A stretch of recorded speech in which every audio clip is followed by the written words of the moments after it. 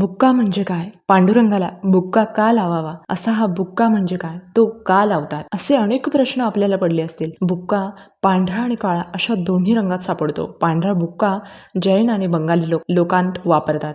महाराष्ट्रात काळा बुक्का वापरतात. चंदन, नागरमुथा, बकुळीचं फुलं, वाळा, दवणा, मरवा अशा सुगंधी पदार्थांची वाळवून वस्त्रगाळ पूड करून ती कोळशाच्या पुडीत एकत्र करून काळा बुक्का बनवतात. बहुधा फक्त वैष्णवांत बुक्का वापरतात. त्यामुळे विठ्ठलाचे भक्त बुक्का वापरतात. तुम्ही पाहिलं असेल की विठ्ठलाला बुक्का लावला जातो. त्याला कधी कुंकू लावलं जात नाही, कारण कुंकू हे प्रत्यक्ष कार्यरत आदिशक्तीचे प्रतीक आहे. तर विठ्ठल हे शिवाच्या वैराग्य भावाचे म्हणजेच साक्षी भावाचे प्रतीक असल्याने त्याला बुक्का लावला जातो. विठ्ठल हा प्रत्यक्ष कार्य स्वरूप नसून तो कर्मस्वरूपी आहे.